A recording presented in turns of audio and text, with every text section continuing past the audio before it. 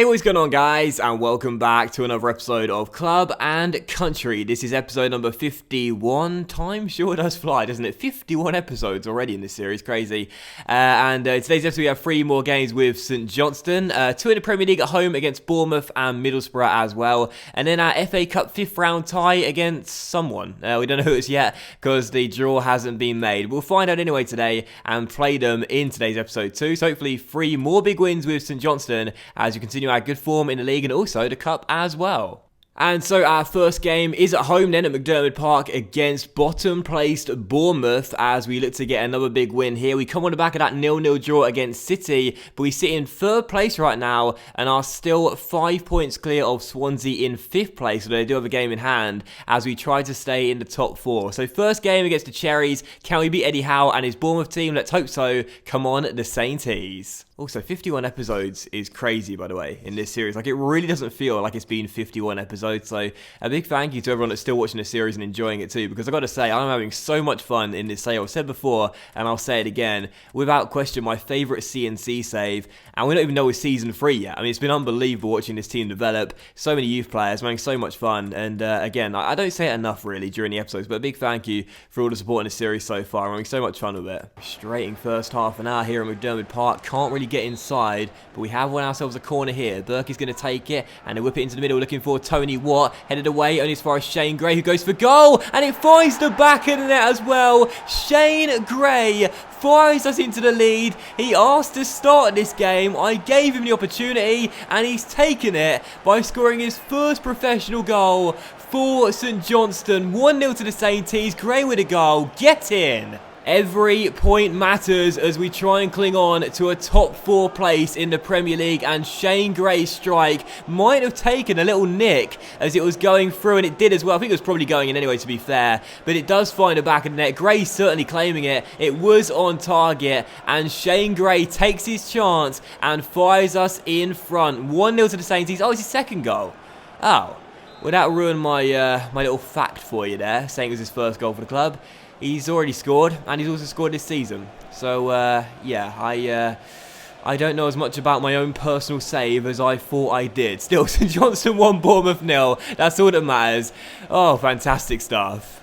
You know, a few minutes ago, I said I love this save, it's my favourite one, and whenever I get really immersed in a save, like I am with the SMITHIES right now, I tend to know pretty much everything about all my players and the team as a whole. I'm a massive nerd, as you guys know, and oh my goodness, Benny Kofobe almost scored one of the goals of the season. You know, I'm a massive nerd, I'm a huge geek, I love stats, I know pretty much everything about all the players and stuff. You watch my career mode right now, you'll see those little speech bubbles I have. I have my own documents saved on my computer, where I add in stats after my sessions when I play the games. How on earth did I not know Shane Gray had scored before, man? Seriously. Here's Lewis Cook for Bournemouth. Barry shutting the young man down and wins it. Well done, old man Barry. Cook diving in frustration there after he lost the ball, but Bournemouth do get it back as they're still trailing by a goal. Cafudo finds Cook, and still a chance here for Bournemouth. It's Laba on the ball, trying to turn Tierney. Ball inside, there's Barry snuffing it out. Old man Barry. What a lad. And we'll get the danger clear. Oh, poor from me there, giving the ball away, and Bournemouth could be through. It's Laba finding Josh King, pokes it inside towards Cafu. Shot comes in, wide of the post. Reed with a long throw towards Ewan McDonald. What a throw by Logan Reed. And McDonald evades a challenge and goes down left-hand side, finds our goal scorer Gray. Kane peels off his man, and he's sent through one-on-one. And Tim Krul makes a really good save as the former Newcastle goalkeeper keeps the score at 1-0. That's surprising. I rarely ever see Tim Krul move in career mode. But anyway, still 1-0 to the SMITHIES. Big stop there by the Dutch goalkeeper. One final chance for Bournemouth here with a poor pass, surrenders possession, and now a chance for us to rack the points up here. McDonald through towards Murray, and Murray finds Maka, the old guard linking up Stevie Boy to secure the points. Big stop by Tim Krul. And there it is, the undefeated run goes on. St Johnstone 1, Bournemouth 0, a massive result against bottom of the table as we continue to stay in the top 4 and show the teams around us we are here to stay. Huge 3 points. And there's no doubt in my mind we deserve these 3 points, no question whatsoever. And as the season comes towards its final stages, we are still in the top 4 and pulling out results when we need them. Big win here. And Shane Gray showing appreciation for starting in that game. Well, if you're going to bang him in from range like that one, bruv, I really don't mind giving you more starts. Huge goal from Gray, and it actually wasn't his first for the club as well. So, sorry about that. You know, I've always known I have a really bad memory, but I didn't realise it was that bad. But anyway, we've just seen the tournament prize money email come, which means that we now know surely that a draw has been made for the FA Cup round of 16. So let's try and see who we'll be taking on then. It's going to be, dun dun dun, QPR, away from home at Loftus Road. All right, so a championship side then in the round of 16. And I've got to say, that's a pretty decent tie for us. If we can beat Crystal Palace at home, there's no reason why we can't beat QPR away. I'm happy with that draw. Excellent news. And we're now going to come into the second game of today's episode at home against Middlesbrough. They're also in the relegation zone like Bournemouth, one place above them in 19th place. So I'm expecting another 3 points here. And with 14 games to go, we're still in this title race, let alone still in the top 4. So come on, St Johnstone, let's get another massive win here against one of my former career mode sides. Let's get it done. Well, I don't really know why, but I've got a bad feeling coming into this game we won't be able to get anything from this one. But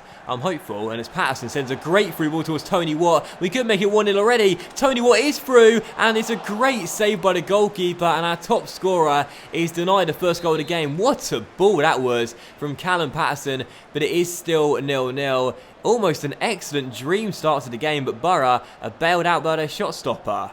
And yeah, I do have a bad feeling going into the game, but I don't really know why, if I'm being honest. And especially not when I have a great start like that. But I should have taken that chance, though. But there could be another one straight away, because Tony Watt wins it back for us. And he'll go for goal again. And once again, he's denied by the man in green, as Barragan keeps the ball in play. And then Huset out of play. So still 0-0, but 2 golden chances for Tony Watt. Couldn't take either. Still 0-0. Here's Tony Watt, though, being sent down the right-hand side. And maybe a chance here to strike just before the break, as he overtakes Fabio and keeps on going. Tony Watt, men getting in the area, but Watt might go alone all the way. Tony Watt, great save by the goalkeeper, and once again for the 3rd time in this game, the top scorer of the Premier League is thwarted by Borough's number 1. Free kick for the Borough, and Stuani is going to take it 12 minutes after the restart. Good delivery to the middle. Barry, oh well, Jesus Christ, Barry, put your glasses on, son, that's the wrong goal. Late corner for St Johnstone. Come on, can we win this game? Rob Hound to take it. Whips it into the middle. Looks for Callum Patterson. Getting up and heads it in. Callum Patterson is a physical beast. And it's St Johnstone 1, Middlesbrough 0. With just over 12 minutes to go. Callum Patterson is an absolute monster. Playing right back, centre back, or for club or country. He heads in the Rob Hamilton corner to deliver us surely another massive win at McDermott Park. And I'm saying this right now, the curse has well and truly been lifted. We know how to win in Scotland now. Callum Patterson with a goal. 1-0 St Johnstone. Get in. One late chance for the Borough to get an equalising goal. Ball inside towards Gaston Ramirez. Great through ball inside. And Victor Fisher has put Borough back on level terms. And with basically the final kick of the game, Aitor Karanka has been bailed out by his Danish winger. And it's a huge goal for us to concede as well. What a brilliant ball inside by Gaston Ramirez, and Fisher drills it into the bottom corner, and we were seconds away from holding on to a big victory. And that's like the 3rd or 4th time this season where we've done that, leading the game, being seconds away from getting the win, and then throwing it away in stoppage time. 1-1 the final score, and this is a huge loss. Sorry, draw, not loss, but it does feel like a loss in fairness. 1-1 the final score. Huge goal there from Fisher, and I'm so gutted to have thrown away 2 points like that. That could have massive implications come the end of the season, but got to stay positive. At least the undefeated run keeps on going, despite the fact we dropped 2 points late on. And I'm just realising as well, I haven't sent Jack out on another 9-month mission yet, so just before we go into the 3rd and final game, I'll send him back out to Scotland for another 9 months.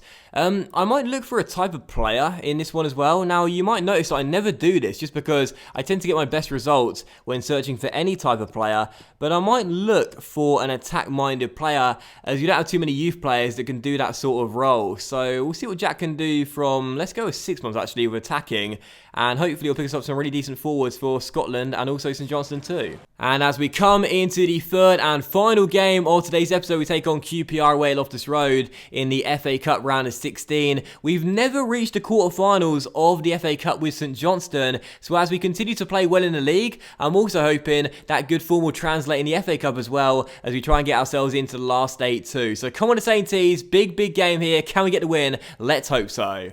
The first round where I've played pretty much all of my starters really, and again it shows you that I am now trying to take this competition seriously because we are getting towards the business end of the competition. Hamilton on the ball, looks for his man Gray back towards Rob Hamilton, and what a save by Alex Smithies to prevent us from going 1-0 up. Great chance there, but a big stop by the goalkeeper prevents us from making it 1-0. And from the corner, it's only half dealt with. Hamilton gets another go to the far post, headed up in the air. And McDonald heads it back in towards Oliver Burke, who goes for goal. What a goal that would have been. And again, Smithies makes another great save as it's still 0-0 as we go in search of the first goal of the game. Chance here for QPR as the number 23 is on the ball for them. Finds Jack Robinson inside the area. And Logan Reed makes a great save.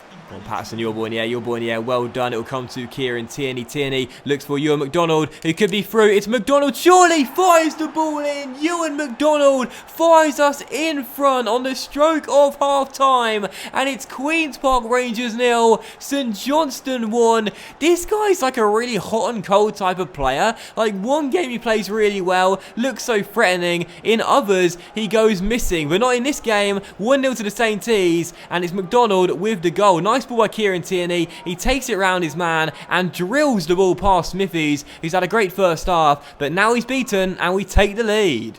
Chance for the QPR to respond instantly in the second half. Logan Reed parries the shot, but really, he's not done well enough. And 3 minutes after the restart, Queen's Park Rangers have pegged us back. And you can see Reed there was kicking the turf. And I'm not one bit surprised. That's a howler, really. Well, Reed's a great goalkeeper, let's not get that mistaken, but to be honest, that's a very poor attempt at a save, to be honest. I mean, the shot was scuffed, it was on the floor. I know it's raining and maybe the ball was slippy, but let's be honest here, Reed has got to either hold on to that ball or push it behind the post for a corner. You can't push it straight to the feet of an attacker. You taught that at junior football, I certainly was, and I just never really learnt that. But still, it's 1-1 and QPR are back on level terms, and Reed should have done better there.